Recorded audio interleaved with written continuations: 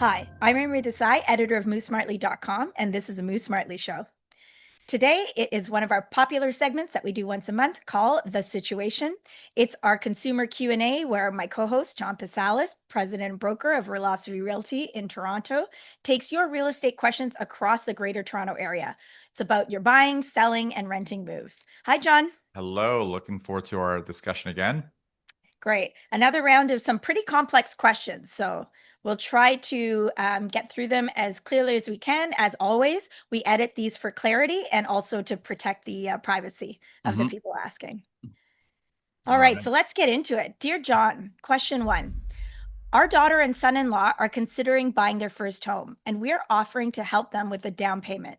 We think they should start looking for a home now that it's a buyer's market, but they want to wait, hoping prices will fall further. What do you think they should do? Thanks, Gabe. Oh man. Uh, Common theme right now?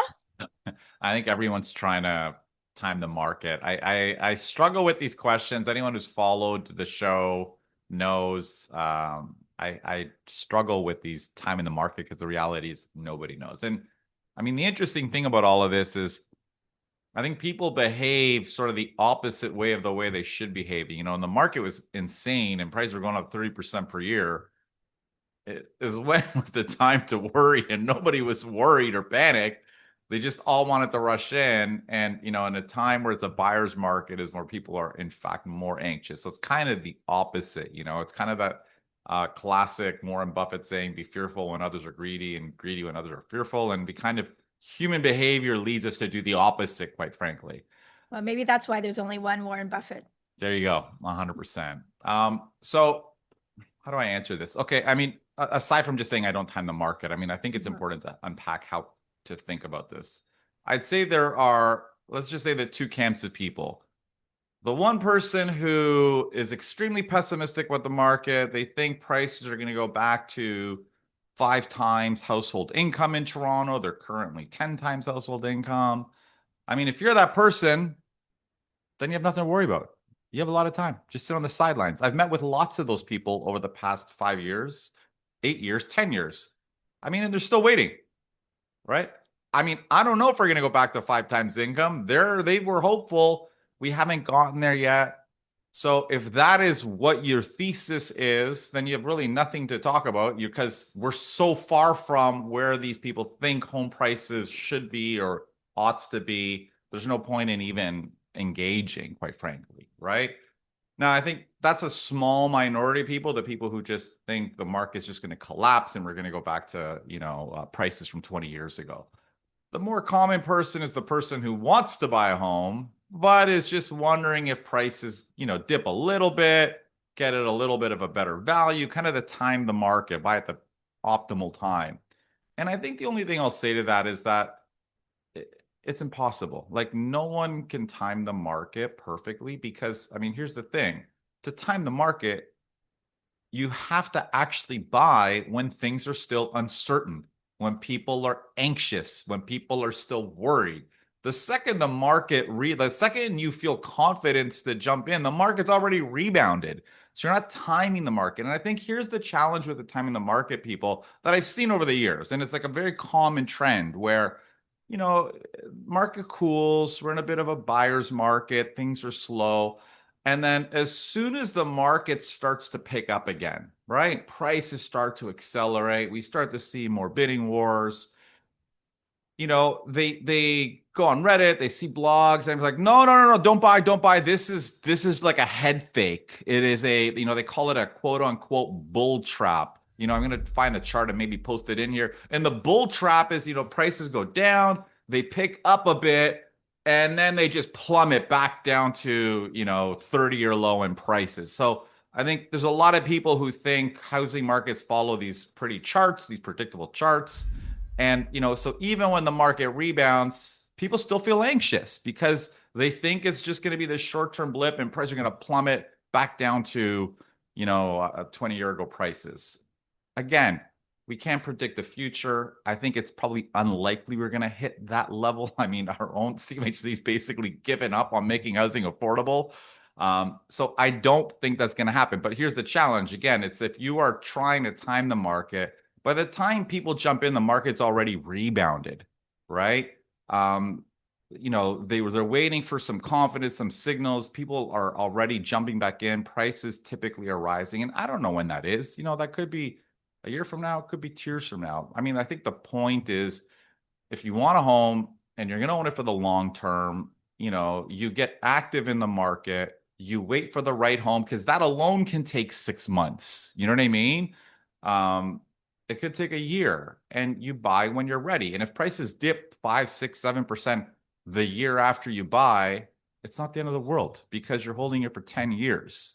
So I think this is the best advice I could give people, like, not to get caught up in the perfect timing, because by the time you feel confident, you're going to be competing again, probably again. I don't, and people are going to think I'm bullish. Well, I don't think we're going to be at 30-year low sales volumes forever. I don't think this is a permanent trend. I think it is a short-term dynamic, and short-term can be 6 months, 12 months, whatever, 15 months. I don't know how long it's going to be, but it's not forever, right? So eventually the market's going to rebound, and we're going to have a busy market again. I don't think we're going to have 10% price growth again per year, but we're going to have a competitive market, a more normal market. So again, I think the best approach is to be active, find the home you want. If it's the right price, you find you're getting good value, you buy it. You don't worry about where prices are going to be in the next 6 to 12 months. You think about where they're going to be in the next 10 years. Thanks, John. So two things here, just looking at that chart that you had up again, there's that mean, it's that straight line going through. So this idea, over the longer term, as you're saying, we focus a lot on the immediate blips. And of Yeah. course, you don't want to be caught at the top of a roller coaster when it comes Yeah. to real estate and see your house price fall. But if you're willing to buy for, a certain period of time, most of those house prices recover in time. Yeah. But if things get really out of control, and we've seen this in a couple periods, it could take a very long time for those houses prices to recover. But again, they eventually do. Yeah, and I actually touched on a good point. I think these charts and these memes, this idea is the foundation of is that home prices reverts to their mean. Okay. And that is a very common thing we hear, this reversion to the mean. But again, I think if we think about this in terms of home prices to incomes, the idea is, well, they're too high now. They will revert back to a level that is normal, 5 times income. And again, I think, for people who haven't seen my video called The Great Sell-Off, I kind of unpack why I think that thesis is broken, because I think our housing market today is not like the housing market our parents grew up in 20, 30, 40 years ago. We have completely changed. Home prices have been decoupled from incomes, because home prices are not driven not by household debt or by income, they're driven by capital, right? And this is not just a Canadian phenomenon, it's going across a lot of countries. And again, I'm not trying to make the case for why home prices are going to go up forever. I don't think we're going to see rapid growth, but I don't think we're going to see this reversion to the mean. We're not going to go back to a world where homes are 5 times household income in Toronto anytime soon. And Or I put think, differently, John, it seems like you're suggesting, and I think some people might get confused between your advocacy and your market analysis. mhm, If a return to the mean was a slope of a certain angle, let's mhm, say less than 45%, yeah, in terms of acceleration in prices over year. What your advocacy work is showing is, because of, the inability of governments to constrain capital, that actual slope of the mean is rising. And yeah, so you exactly. see that slope moving Mhm, um, up beyond 45%. But so that's one issue. And you are mhm, very uh, negative about that. You're very mhm, critical of what exactly. governments have allowed to happen. But the question that's being asked by this consumer is a bit different. Mhm, We're ready to buy, but we think prices will fall. And when will they get back to where we think they'll go? mhm, And here's where all the confusion's coming. mhm. Do we think they're going to fall back to where they match people's incomes again? And you're actually saying not no, because your advocacy is actually showing how over the long term structural reasons that can happen. So really, if you do see prices fall a bit, it's not going to be as much as you think. Yeah, I mean, and quite frankly, it's not just, I don't think anyone thinks they're going to go back. I mean, again, I mentioned CMHC published a report and they basically gave up on house prices being affordable relative to income in markets like Toronto.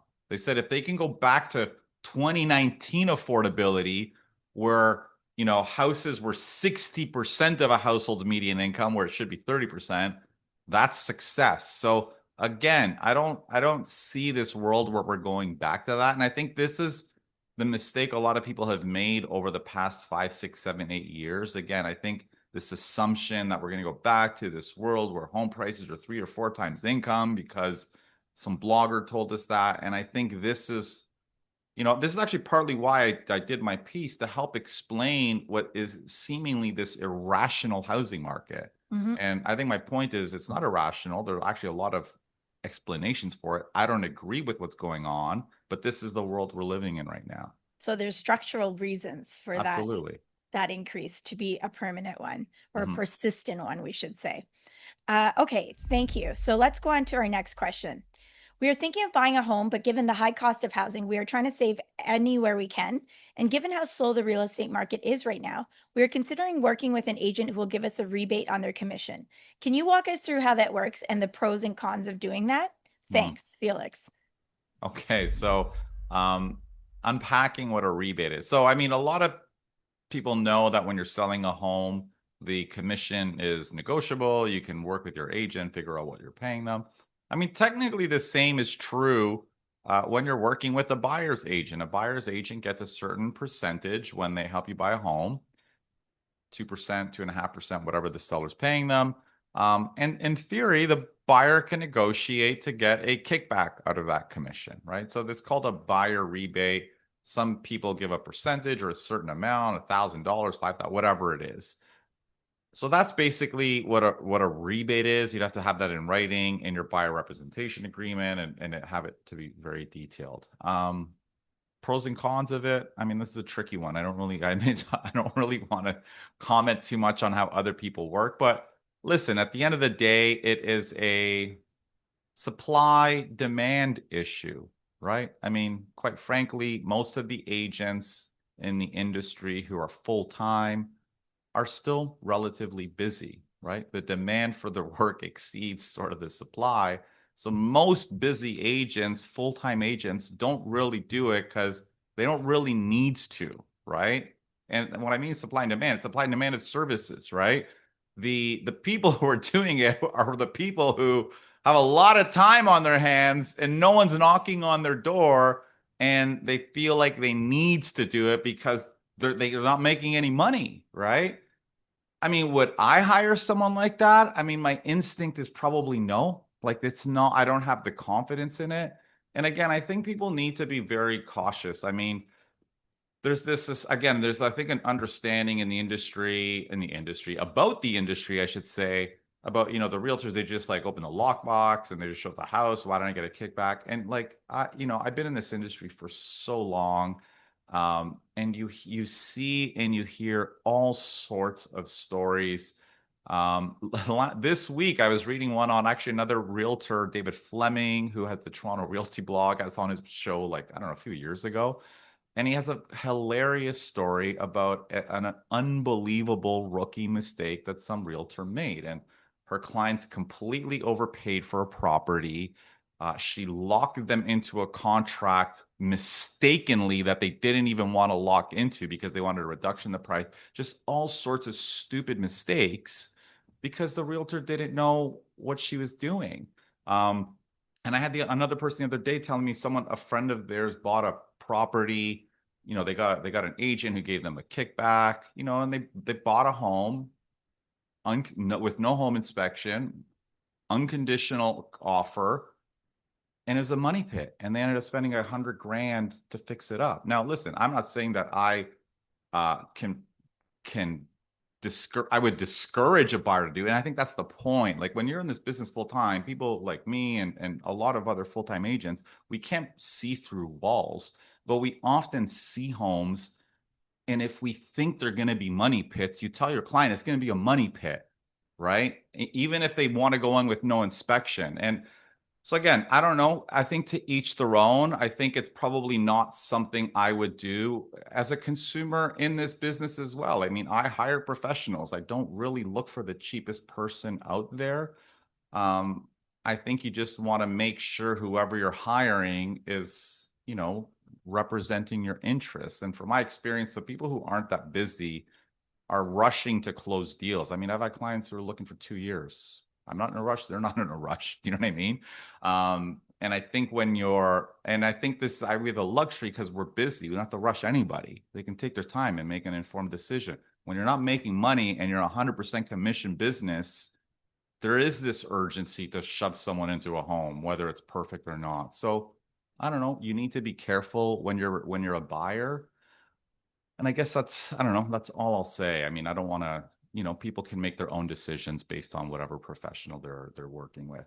Yeah, they'll have to take your word for it. My observation is, even though I am related to, of course, our company, uh, in a slow market, working with somebody who does not know why certain buildings are selling slower or neighborhoods or other things can be an absolute disaster. Mm-hmm. Especially when you're at a time where you're looking for price drops and you're looking for deals, and Mm-hmm. somebody doesn't realize why it's such a deal, and it's Mm-hmm. because the other, 18 units haven't sold. It's, I think, a time to be very cautious in a slow market. I just heard the other day from someone who said, listen, when the market was pumping, I sold my own condo, Mm-hmm. just used a lawyer, and now I have to really make sure that I'm making the case to Mm-hmm. every single buyer that comes in why my Mm-hmm. unit is correctly priced, right? Mm-hmm. So Mm-hmm. I am using my realtor. So I think that's a great example of when things are hot, you could overpay. And then when things are slow, you can still overpay because Yeah, you might not know 100%. why. Yeah, you know, absolutely. yeah, why it's still the discount's not as deep as it should be. And listen, I mean, in this person's defense, I get why they would want to do that. I mean, the reality is most people in our industry are like not that like most people don't sell a lot of houses. They might sell like 2 or 3 homes a year. So the level of due diligence and competence is quite low, right? So I mean, I guess if that is who you're going to be working with, someone who's a friend who only does 2 homes a year, I mean, maybe get a rebate because you need to maybe bank into the cost that you might have to fix something. You know what I mean? But I think it's just better. The people who are busy are the smaller percentage of the people in our industry. And there's tons of them and they're excellent. And the people that I work, you can tell being in the business, you can tell when the other person across the table is professional, knowledgeable, knows what they're doing, and when they don't. And it's quite funny when they don't, because you can take advantage of them because they don't know what they're doing. All right. Well, thanks for that. Last question is a bit complicated, so I'm going to All right. break it down. I'm going to explain this scenario and then maybe just ask you a few follow-up questions to Sure. end today. So in 2022, I bought a small condo in Liberty Village for my daughter. She was 23 years old, earning 38,000 a year and wanted to live independently.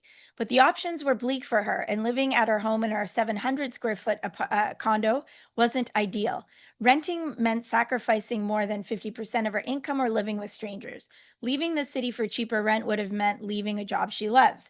So we made a choice. Using some inheritance and leftover funds from the sale of our previous home, we bought her a micro condo in cash. It wasn't an investment, it was about stability and dignity for her. She pays $940 a month to cover condo fees, parking, and taxes. The extra goes into her TFSA, her tax-free savings account. But now, 2 years later, I'm starting to wonder. And here, John, I'll break it into a few quick fire questions. Okay. One, what if prices don't bounce back by 2030 when she may need to upgrade? So 5 years from now, would it make sense for her to sell at a 15 to 20% loss just to move into a slightly bigger space? What if the loss is on the higher end, closer to 40%? Well, I think again, I think these questions are very challenging because we're speculating where home prices will be. We don't know where home price would be. Like they're pretty much down, I don't know, 20% from the peak already. Will they be at that? Will they be flat for 5 years? Possible. Will they be down another 15-20%? I mean, I'd be surprised that, you can't say it's impossible, but I'd be surprised. I mean, so the question is, will they be up 5%? I don't know, from where they are today, at least. Um, again, I think the question is you can't make these decisions today. You know what I mean? I mean, you have to almost wait 5 years to see where you are in your life to see what your other options are. At the end of the day, if you need to sell, right, then you'll have to determine if it's worth it given sort of the what you're going to get at that time, whether it's a 10%, 5%, or 30%. At 30%, maybe you're going to hold. But again, it's also driven by your needs. I mean, why do you need to sell? Do you need to upsize? Do you need that money? I mean, if the market's still soft and you're optimistic it's going to improve, you can rent out that unit and end up renting your principal residence. So your small condo is going to be a rental property, and you're going to be renting your slightly larger unit. So there's tons of options. It's so hard to give advice on what would you do because it's a function of what's going on in the market, what's going on with someone's personal finances, what's going on with their needs, what kind of housing they need. So there's no silver bullet answer. But again, I think everyone's very pessimistic about condos now, and we don't know what it's going to be like 5 years from now. It's a long time, and especially if housing starts decline over the next year or two, this is going to lead to, again, another shortage 5 6 years from now, right? So people could suddenly be very bullish condos 5 6 years, and it seems impossible right now because everyone's pessimistic. But again, if housing starts to decline, which is what's looking like is going to happen, we could see a market in 5 or 6 years where, again, the condo market's rebounding again. It's very possible. It's hard to predict. So I personally wouldn't worry, especially if you don't need to sell in the next 5 years. I wouldn't be even thinking about it. You start thinking about it, a year or two before you may need to sell. And by housing starts, you mean, of course, not the condos that are already built and lived in, but the new purchases. So I mean, yeah, New new construction condos construction. are now absolutely dead. That Yeah. market is So dead. And so yeah, that supply, which we would expect to come on to the market in how many years, John? Normally 3 to 5 yeah, 3 to 5, depending on the will building. Yeah. is we may not see it. We may be seeing record completions right now, Right but who now, knows? Yeah, but who knows what that'll look like in 5 years. Okay, exactly. a couple more follow-ups, so let's go through them quickly. If investors have stepped back because condos no longer can afford the cash flow, does that mean prices could fall all the way back to 2015 or 2016 levels? Because that's the last time condos for investors actually worked with a 20% down payment. Is that where this market is heading? That's a pretty astute observation, John. Interesting.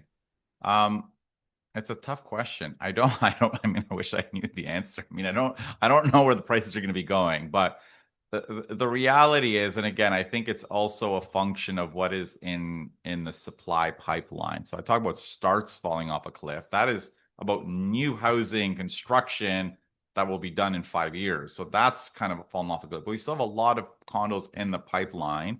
Many of them are small. Many of them will be rentals, right?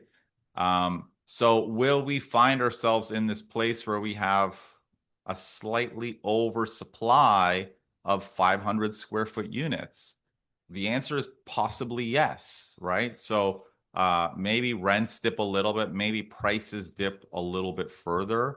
Again, will they go all the way down to 2015 levels? I mean, I don't know. I would be a bit surprised, but everything's possible. Again, I think those are listen, while they're largely investor condos now, we have to keep in mind that if prices dip, they start becoming a lot more attractive to end users as well, right?